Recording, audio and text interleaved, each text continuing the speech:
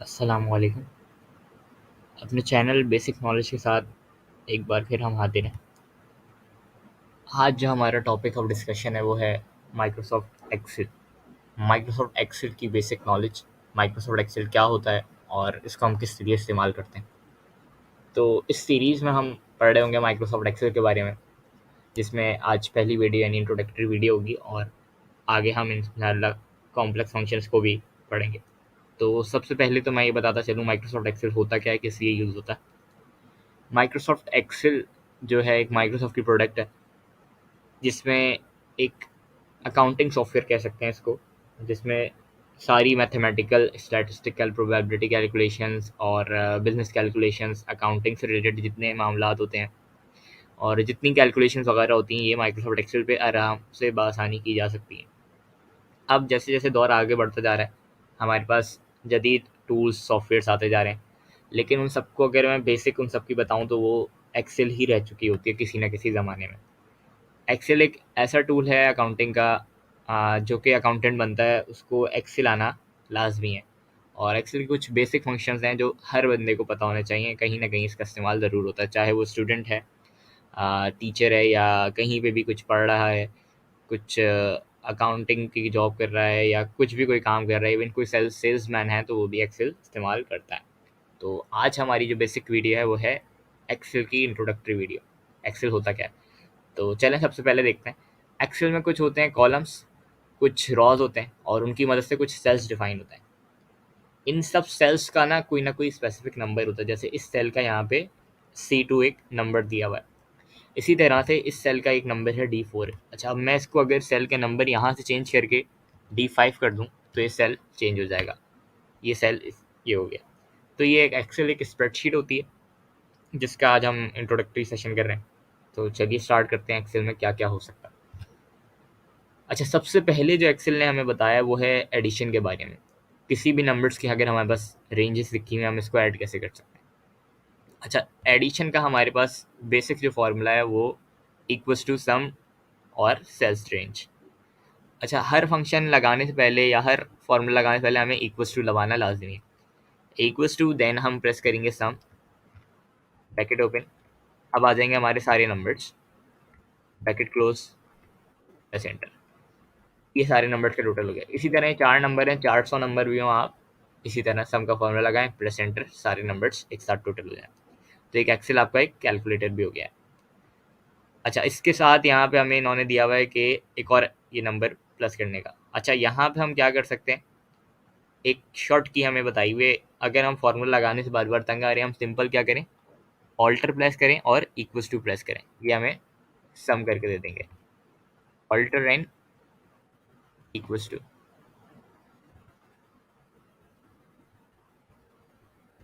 ये यहाँ पे सम हो गया। अब इसी तरह से ये टोटल नंबर्स हैं, इसमें हम सम की कंडीशन लगा सकते हैं कि सम हमें कब करना है। वो नंबर्स जो कि 50 से बड़े हैं, 50 से छोटे हैं, या 100 से बड़े हैं, 100 से छोटे हैं, उनको भी सम कर सकते हैं। तो हमने एक सिंपल सम पढ़ा, एक फ्लैश शॉर्ट की पढ़ी जो कि याद रखनी है, ऑल्टर इक्वल्स टू। इसके बाद यहाँ पे हमें सम करने का एक और बताया हुआ है कि हम सम किस तरह से करते हैं। अगर मैं simple alter equals to press करूँ तो चेक करता हूँ ज़रा क्या होता है। ऑल्टर इक्वल्स टू मैंने प्रेस करा, मैंने एंटर करा, देन ये सम आ गया यहाँ पे। अच्छा, अब अगर मैं बोलूँ कि मुझे सिर्फ वही नंबर प्लस करना है जो कि 50 से बड़े हैं, सम इफ दोज नंबर्स, अच्छा उसका फॉर्मूला क्या है, सम इफ आ जाता है, यानी सम इफ अगर वो कंडीशन करेक्ट होगी तो प्लस करेगा, वरना नहीं करेगा। तो सम इफ लगा दिया हमने। आगे सेल्स रेंज हम देखते हैं क्या होती है। अच्छा, अब सेल रेंज है हमारे पास डिफाइन। अब हमें कॉमे के बाद क्राइटेरिया डिफाइन करना पड़ेगा। कॉमे के साथ क्राइटेरिया आएगा, क्राइटेरिया को हम डिफाइन करेंगे इन्वर्टेड कॉमा से, greater than 50, close, inverted commas close. हमारे पास आ गया आंसर 100। वो नंबर जो 50 से बड़े हैं वो प्लस हुए, यानी सिर्फ 100 ही 50 से बड़ा है। अच्छा, हमारे पास 50 क्यों नहीं ऐड हुआ, क्योंकि 50 से बड़ा हमने बोला था। अगर हम चाह रहे हैं 50 को भी ऐड करें, हमें यहाँ इक्वल टू उसका साइन लगाना होगा, greater than and equal to 50। देखते हैं, अब आंसर 200 होना चाहिए। आंसर हो गया हमारे पास 200। इसी तरह से यहाँ पे हम प्लस कर सकते हैं, और आगे इसका एक और फंक्शन है वो भी यूज़ कर सकते हैं, सम इफ लगा के, ग्रेटर देन, लेस देन, बाकी चीज़ें। तो चलिए दूसरे पे आते हैं। दूसरी वीडियो हमारे पास दूसरे पे है फिलिंग सेल्स फिल किस तरह से करते हैं। अच्छा, ये सेल हमें फिल करना है, यहाँ पे हम नीचे कर्सर पे रखेंगे, सिंपल ड्रैग डाउन करेंगे सारे नंबर्स को, प्लस आ जाएगा। अच्छा, ये होता क्या है, फॉर्मूले को ड्रैग डाउन करता है।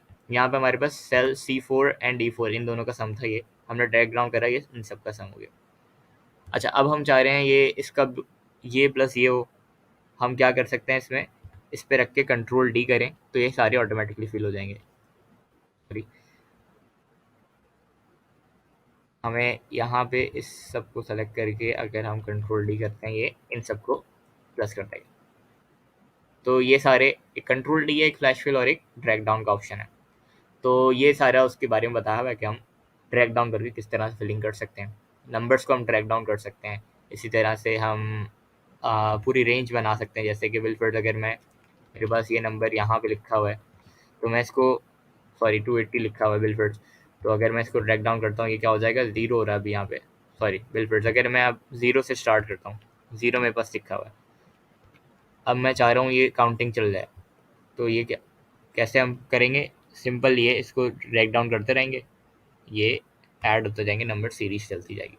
सिंपल से एक्सेल के इसी तरह सिंपल से बहुत ज़्यादा मज़ेदार फार्मूलाज हैं, इसको यूज़ करते हुए बहुत काम जो कि टिपिकल है वो आसान हो जाता है। इसी तरह से अब है स्प्लिटिंग, ये बहुत एक अच्छा फंक्शन है एक्सेल का।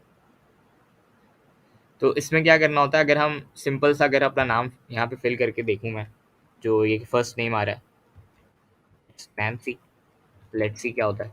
अब मैंने नैन्सी लिखा, मैंने सिंपल एंटर प्रेस किया, अब मैं ए प्रेस कर रहा हूँ, वो सारा नाम दे रहा हूँ मुझे। अब अगर मैं एंटर प्रेस करूँगा, ये सारे फिल हो जाते हैं इसी तरह से। इसी तरह से यही सेम चीज़ स्मिथ के साथ भी है हमारे पास। अगर मैं यहाँ से फ्लैश फिल का ऑप्शन यूज़ करूँ, इसको कंट्रोल ई प्रेस करते हैं, लेट्स सी, तो हमारे पास फ्लैश फिल की शॉर्ट की क्या है, कंट्रोल ई। कंट्रोल ई करके फ्लैश फिल कर सकते हैं और ड्रैग डाउन करके भी फ्लैश फिल, यानी फ्लैश फिल में ये क्या हुआ है, जिनके सारे फर्स्ट नेम है ये अलग हो गया, जो लास्ट नेम है ये भी सारा अलग हो गया हमारे पास।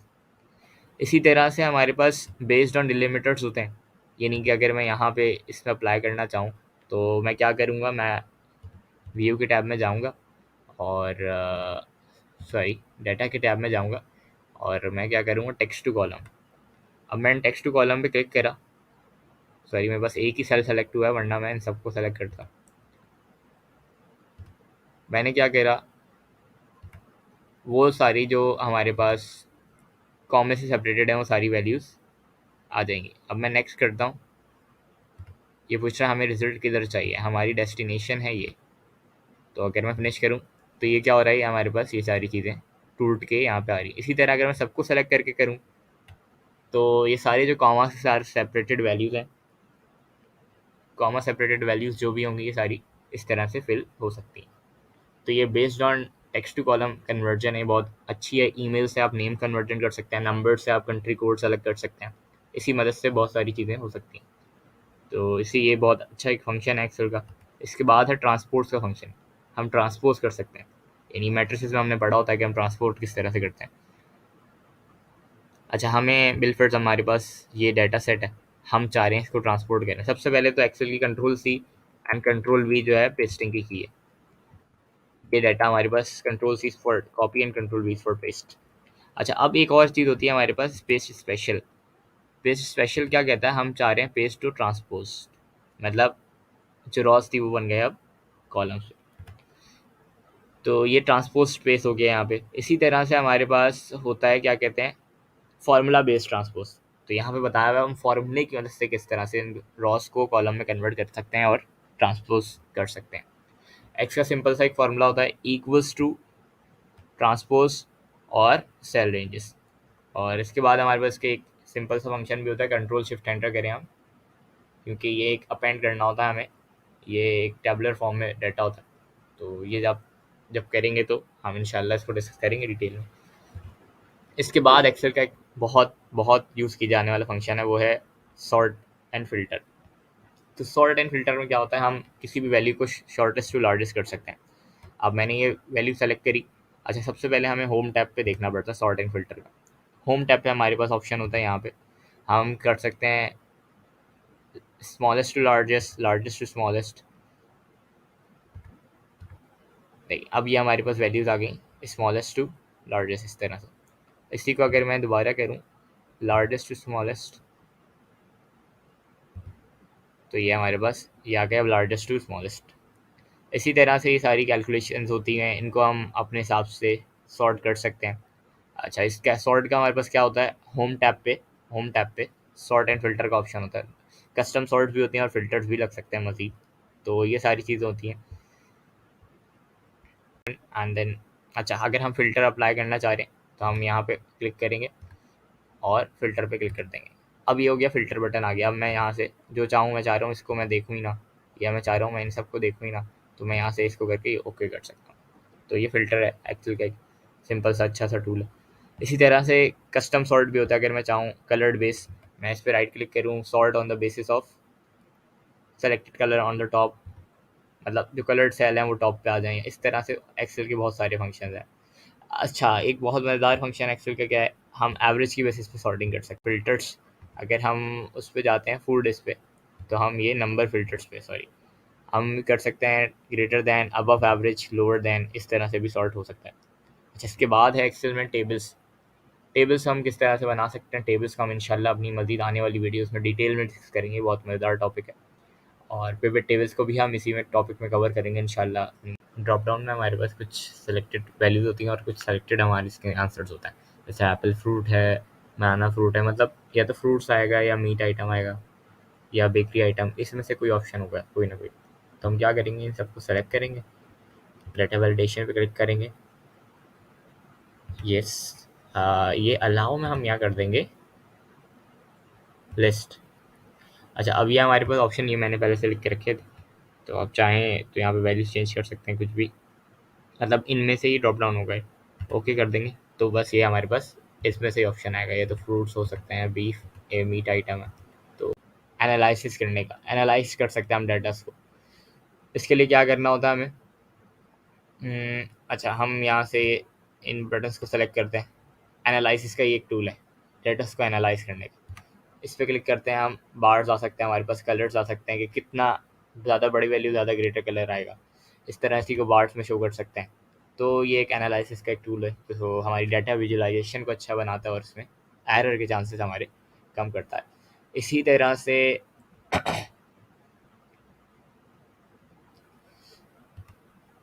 अगर हम कंट्रोल क्यू प्रेस करके देखें जैसे ये कह रहे हैं, तो हमारे पास सारे सेल्स कलेक्ट होके ये हमारे पास फॉर्मेटिंग, ये एनालिसिस का टूल खुल रहा है।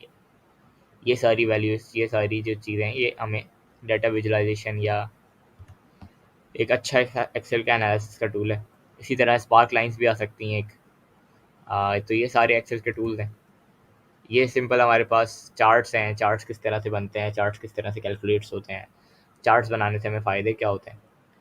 तो हम चार्ट्स में क्या कर सकते हैं,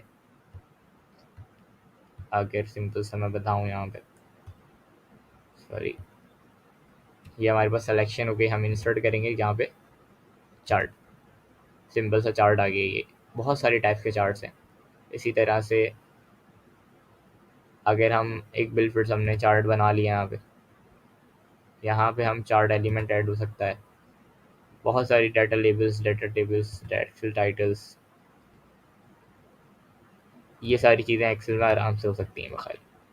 तो एक्सेल जैसे अभी तक हमने डिस्कस कर लिया है, एक बहुत ही मल्टी कैलकुलेशन, ये पिवट टेबल्स इंशाल्लाह हम अपनी आने वाली वीडियो में डिस्कस कर रहे होंगे। तो अभी तक हमने एक्सेल के बारे में बहुत सारी बेसिक चीज़ें कवर कर ली। एक्सेल इंशाल्लाह हम अपनी वीडियो में आगे डिस्कस करते हैं इसको कि किस तरह चलता रहेगा।